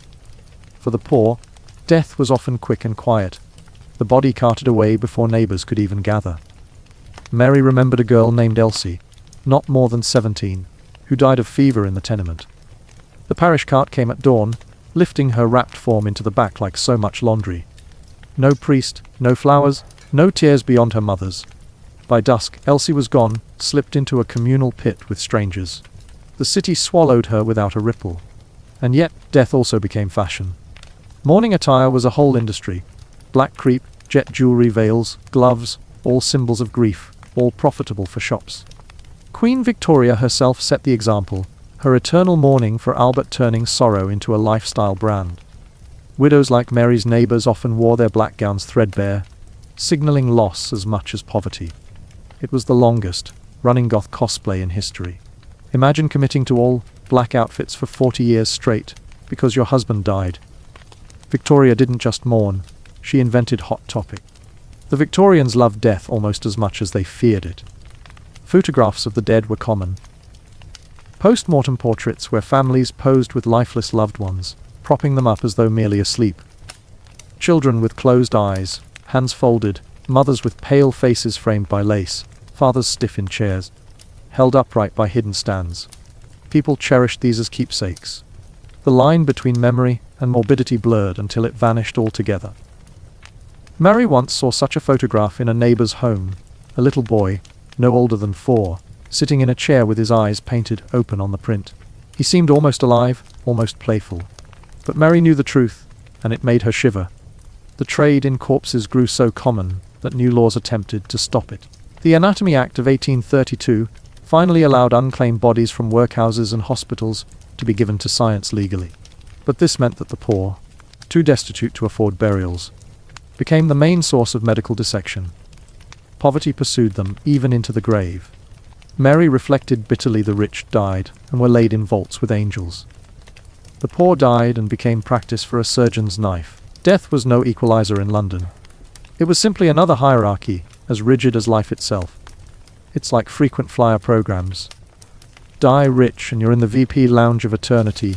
Die poor and you're checked as medical baggage. Even the undertakers grew notorious. Some cut corners, selling cheap coffins that collapsed as they were lowered. Others drank away their pay and left bodies unattended. Scandals surfaced often, bodies mixed up, graves robbed, coffins filled with stones to save weight, while the corpse was sold elsewhere. In London, even dying did not guarantee honesty. Mary's steps carried her past the cemetery gates, where iron spikes loomed high to deter grave robbers. But she knew the men with shovels always found a way. They bribed watchmen, struck deals with sextons, or simply waited for fog thick enough to hide their work. In the end, the dead belonged to whoever could carry them fastest. She wondered if one night she might stumble upon such a scene, shadows bent over earth, a coffin pried open, pale limbs dragged free. Would she scream? Would she run? Or would she, as she often did, simply keep walking, as though it had nothing to do with her? Because in London, everything was someone's business. But nothing was yours if you wanted to survive. It makes you rethink cemeteries at night. Today you might worry about ghosts. Back then, it wasn't the ghosts. Just 2 guys in muddy boots asking if you had a wheelbarrow. Death in Victorian London was not peaceful. It was noisy, profitable, and endlessly public. Bodies moved from pits to lecture halls, from beds to wagons, from life to spectacle. Mary pulled her shawl close and quickened her pace. For every laugh in a tavern, for every dance in a music hall, there was always this waiting silence, this looming earth. The city devoured joy and grief with the same appetite. She could not escape the thought. One day she too would be carried through fog, not walking but laid flat, her face hidden under cloth. And she could not know if she would lie undisturbed, or if she would become some surgeon's practice, her body explaining her better than her voice ever had. London, after all, did not believe in letting go. Not of the living. Not of the dead. If you thought the city's appetite for corpses was unsettling, wait until you see what it did with the living who sold their bodies not in death, but in life. Because the brothels, the madams, and the hidden networks of vice still have secrets to whisper, and they are darker than any grave. The night in London had moods like a theatre actress, slipping between roles with a change of gaslight. By day, the city tutted with moral sermons and respectable chatter, its policemen wagging fingers and church bells tolling virtue. But when the fog fell thick and the tavern doors opened wide, another London came alive. It was a city where coin and flesh mingled, where desire overrode piety, and where the brothels outnumbered the churches in both clientele and enthusiasm. Mary knew those streets well enough, though she walked them like a cautious shadow. The brothels announced themselves quietly, curtains drawn but candles glowing, a door left slightly ajar, the faint tinkle of laughter drifting into the night. A stranger could walk down Holywell Street or the maze of alleys in Covent Garden, and, within minutes, find themselves ushered into a room where perfume overpowered the stink of coal smoke, and women smiled with teeth, both false and real.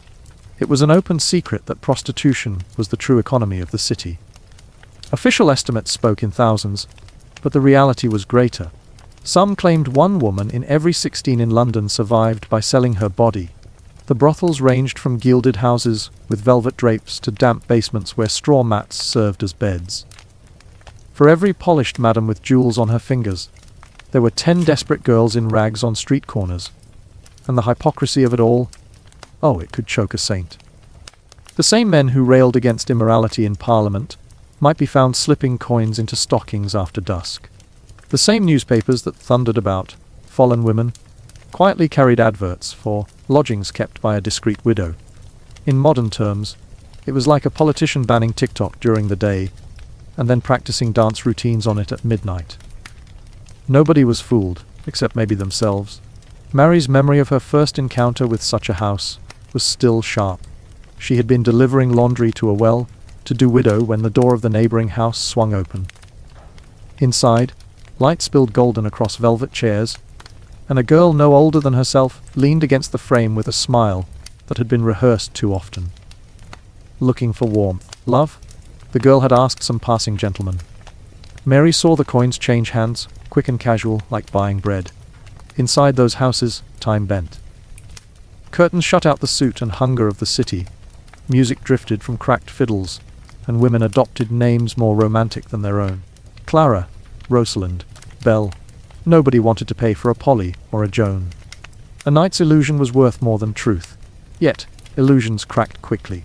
Disease prowled the beds, as relentless as any constable. Syphilis, gonorrhea, consumption, all walked hand in hand with lust. Surgeons could do little, their remedies worse than the ailment. Mercury salves, bitter tonics, and bleeding offered no cure. Women with pocked skin and sunken eyes haunted the lower streets. Their beauty and their time spent too quickly. Mary once overheard 2 gentlemen arguing outside a brothel, their voices drunk and bitter. One accused the other of catching something unpleasant, and threatened to expose him. The other retorted that nearly everyone in London caught something unpleasant. Eventually, so who was he to judge? They laughed, slapping each other on the back, before stumbling back through the red, curtained door. Imagine Tinder today, except instead of ghosting, your match just gave you Victorian-era syphilis, and a lecture on morality afterward. The brothels were not only places of desire, but also of survival. Many women arrived there because choice had abandoned them. A lost job, an unwanted pregnancy, a husband's death or desertion. Poverty cornered them, until the brothel seemed less a sin than a shelter. Some stayed only as long as it took to pay debts. Others never left, their lives swallowed by dim corridors and perfumed beds. At the top of this underworld reigned the madams. Sharp-eyed, clever, and ruthless when needed, they managed the girls, soothed the clients, bribed the constables, and kept the doors open against raids. Some were legends in their own right. Mother, Wells, Kate Hamilton, Nancy Dawson. They wore lace and jewels, but their fortunes were stitched together from the misery of others. One Madame Mary once glimpsed on Drury Lane looked more like a queen than a criminal. Her gown was deep crimson, her rings heavy gold. She spoke to a constable with such ease it was clear coins had passed between them many times. Respectability was only a price tag, and she had paid it in full. Yet the police could never quite decide how to handle the trade. Officially, prostitution was frowned upon, even criminal. In practice, it was tolerated as long as it did not draw too much scandal. Constables raided one house, arrested a few women, paraded them before a magistrate, then ignored 3 others down the street. The law was less about morality and more about appearances. The Victorians basically invented selective enforcement. Imagine if your parents said you couldn't eat cookies after dinner, but then looked away whenever you grabbed one, as long as you didn't make crumbs on the carpet. That was Victorian policing in a nutshell. The greatest cruelty, perhaps, was the public shame.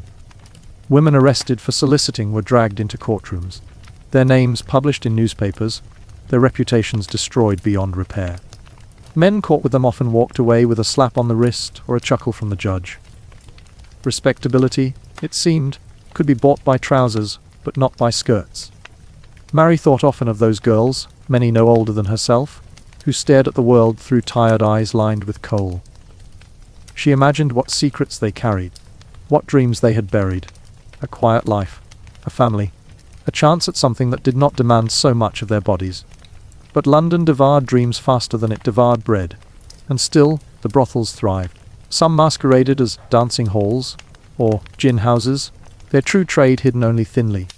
Clients ranged from dockworkers with a week's wages to gentlemen with purses fat from colonial ventures. The city itself seemed complicit, shrugging off the vice while pretending to condemn it. It's like when you pretend to hate reality TV, but mysteriously know every contestant's name by week 2. London pretended to despise brothels, but the cash kept flowing in anyway. Mary once passed by the infamous Haymarket, where music halls and houses of pleasure blended together into a carnival of sin. Women leaned from balconies, beckoning. Men laughed, staggered, bargained. In the shadows, thieves waited for the drunk and careless. The street smelled of spilled gin, cheap perfume, and sweat. It was a market indeed, though what was sold was nothing you could carry home respectably. And for every grand brothel, there were dozens of squalid rooms where desperation ruled.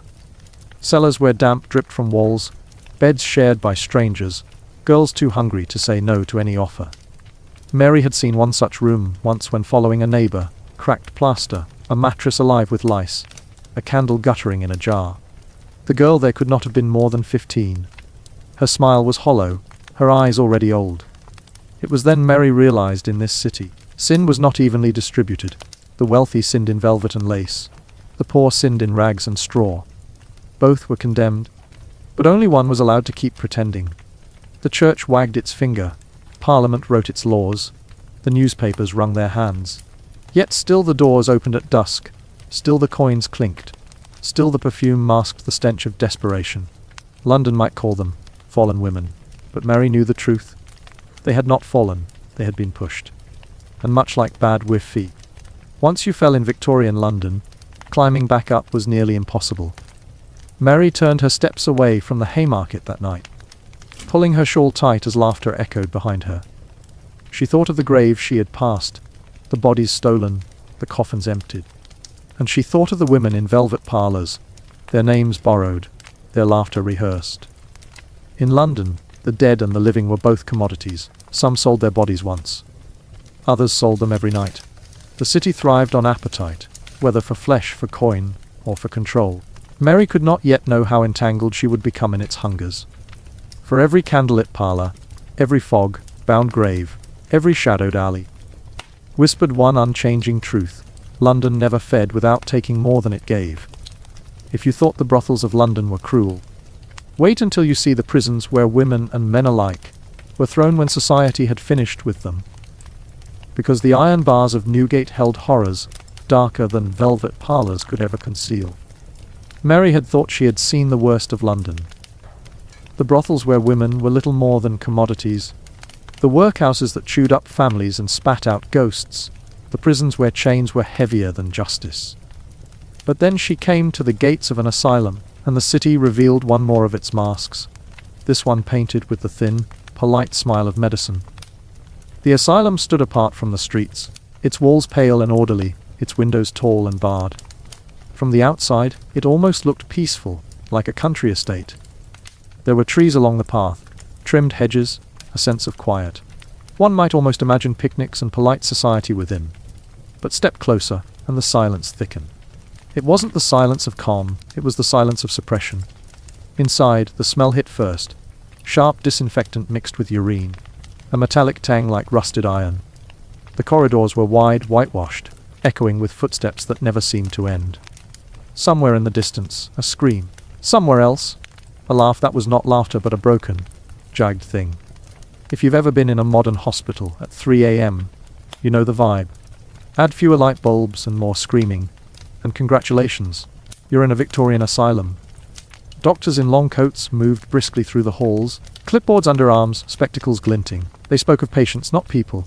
Case number 243, hysteria. Case number 109, mania. Their words carried authority, but their eyes were tired, some even indifferent. Treatment here was not about healing. It was about control. Women filled the wards in disproportionate numbers. Some were truly unwell, minds fractured by trauma, grief, or illness. But many had been committed for reasons that, outside the asylum walls, sounded absurd. A wife too outspoken, a girl too defiant, a widow unwilling to remarry. Men called them hysterical and signed the papers. The asylum became a convenient dumping ground for inconvenient women. Basically, the Victorian version of muting someone in a group chat. Except instead of blocking them, you locked them in a padded room. The treatments ranged from the merely useless to the actively cruel. Cold water baths were common. Patients submerged for hours until their lips turned blue. The theory being that shock would quiet the mind. Bleeding was still practiced in some places, though it was mercifully waning. Restraint jackets, straps, manacles, tools of order disguised as medical necessity. And then there was the moral treatment, a phrase that sounded kind until you saw it in practice. It meant strict schedules, silence, obedience. Patients rose, ate, worked, and slept at regimented times. Any deviation was punished. The mind, doctors said, needed discipline, like a child. And so grown men and women were treated like wayward schoolboys and girls, corrected until they broke or complied. Think of it like joining a gym where you don't actually work out. You're just yelled at by the trainers until you collapse. Same energy, just with more straitjackets. Some treatments were stranger still. Patients might be spun in chairs until they vomited, the dizziness believed to shake loose their madness. Others were subjected to electric shocks, crude sparks applied to temples or tongues. Galvanism, they called it, with the confident optimism of a science not yet burdened by actual results. Mary watched a doctor demonstrate a rotational therapy chair to a group of visitors. A young man, pale and trembling, was strapped in. The doctor spun him round and round, faster, until his cries blurred into the sound of rushing air. When the chair finally stopped, he slumped forward, unconscious. The visitors clapped politely, as if they had watched a parlor trick. Mary could barely breathe. Children were here too. Small boys and girls, their eyes wide and hollow. Some were epileptics, seizures mistaken for madness. Others were simply orphans who had nowhere else to go. Their energy branded as hyperactivity. In padded rooms they learned stillness, not health. The staff insisted it was kindness. Better the asylum than the street. But Mary wondered which was worse, to freeze in a gutter, or to live in a place where every laugh, every tear, every twitch was diagnosed as a disease. Imagine being told your Spotify playlist choice proves you're insane. That was about the level of diagnostic precision on offer. And then there were the curers for women. Hysteria, that catch-all diagnosis, carried its own bizarre prescriptions. Some doctors recommended marriage as a cure. Others suggested enforced celibacy. Still others prescribed something more hands-on, treatments administered behind closed doors by medical men with steady hands. It was medicine's way of turning desire into disorder, and disorder into business. Mary could not decide whether it was ignorance or cruelty. Perhaps both. Perhaps the line was so thin that nobody could see it anymore. The patients themselves varied. Some shuffled silently, their eyes downcast, as if already defeated. Others raged, their voices hoarse from shouting at walls that never answered. A few sat in corners and muttered, their words fragments of poems, prayers, or nonsense. And some still laughed, told stories, tried to cling to scraps of humanity in a place designed to erase it. If you've ever been trapped in a 3-hour staff meeting, staring at the clock while your brain quietly unravels, you've tasted about 1% of Victorian asylum life. Multiply that by years, and add chains. Not all doctors were villains. Some truly believed they were helping. They read the latest journals, tried new therapies, dreamed of unlocking the mind's mysteries. but without knowledge. Their efforts were experiments at best, torture at worst. Good intentions were small comfort to those strapped to chairs or drowned in baths. Executions outside the prison had drawn crowds, but inside the asylum the theater was quieter, hidden. Families came to visit loved ones and left shaken. Some never visited again. The stigma was too strong. Once branded mad, a person was marked forever. The asylum was not just a place, it was a sentence. Mary remembered overhearing two gentlemen at a tavern. "Better a mad woman in the asylum," one said, "than a mad woman in my parlor." They laughed, clinking glasses. She thought of the women she had seen pacing those halls, their crimes nothing more than speaking too loudly, mourning too long, or wanting too much. Madness was convenient for the men around them. Basically the Victorian equivalent of ghosting someone, but with more straitjackets and fewer unanswered text messages. The city whispered about Bedlam, Bethlehem Royal Hospital, the oldest and most infamous asylum of all. Its very name had become shorthand for chaos. In earlier times, the public could pay a penny to tour its wards, gawking at the inmates as if at a zoo. By Mary's time, the practice was officially ended, but the reputation lingered. Bedlam was a place of horror stories, of chains and filth, of cries that echoed across the city at night. Standing before its gates, Mary shivered. She thought of the brothel girls, the workhouse children, the prisoners, the dying in hospitals. London seemed to specialize in cages of every sort, each one dressed in the language of morality, reform, or medicine. Yet all of them hummed with the same note. Control.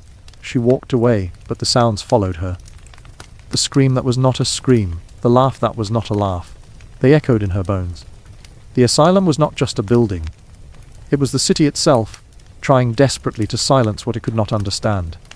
The Victorians had a cure for everything, except, apparently, the Victorians themselves.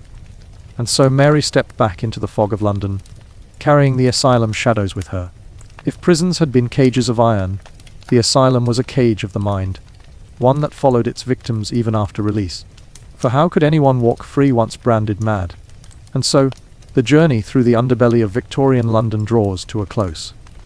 We have walked with women whose only currency was survival, breathed the fog of gin-soaked alleyways, and sat in the suffocating silence of asylums where even a sigh could be diagnosed as madness.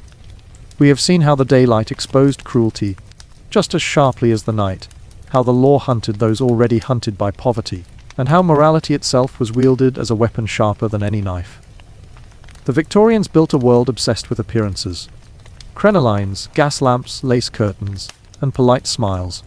But beneath all that velvet and varnish, the foundations were cracked. It was a society terrified of its own desires, terrified of disease, terrified of women who spoke too boldly, terrified of poverty that lay one missed wage away. And like all societies afraid of what lurked in its own heart, it punished those who reminded them. Prostitutes, paupers, debtors, madmen. They became the scapegoats for an age that wanted to believe itself refined. And yet, even in the filth and danger, there was resilience. The women who stood at the corners and called out in the dark had their own kind of courage. They carried their hunger, their bruises, their jokes, and their wit through a world determined to forget them. They were not saints, not monsters, not caricatures. They were human. Flesh and bone, laughter and sorrow, fear and stubbornness. And though history often brushes them aside, their stories echo louder than the polite whispers of parlors. If you've ever felt the weight of a bad job, the cruelty of judgment, or the sheer absurdity of rules that make no sense, you've felt a shadow of what they lived every day. The only difference is that, hopefully, when your boss annoys you, you don't risk a trip to the workhouse. It is easy to look back at the Victorians and laugh at their quirks. The arsenic face creams, the corsets so tight you could faint, the obsession with moral purity while London's brothels overflowed. But the truth is more sobering. Every age, including ours, has its own hypocrisies. The Victorians simply wore theirs on starched collars and gaslit streets. So, what was it like to be a Victorian prostitute? It was to be at the mercy of men, money, and morality. It was to live on a knife's edge between survival and ruin. It was hunger wrapped in silk ribbons, danger hidden behind closed curtains, laughter in the face of despair. And above all, it was a reminder that history is not just kings and queens. It is also the forgotten women in shadowed doorways. As we leave them behind, perhaps the streets grow quieter in your mind. The gas lamps dim, the fog begins to thin, and the voices of those long gone fade back into the night. But if you listen closely, you'll hear the echo still. Footsteps on wet cobblestones, laughter cracked with exhaustion, and a whispered warning from history. Appearances deceive, but survival is always raw and real. And maybe, just maybe, you'll never look at the Victorian age, or at the word respectable, in quite the same way again.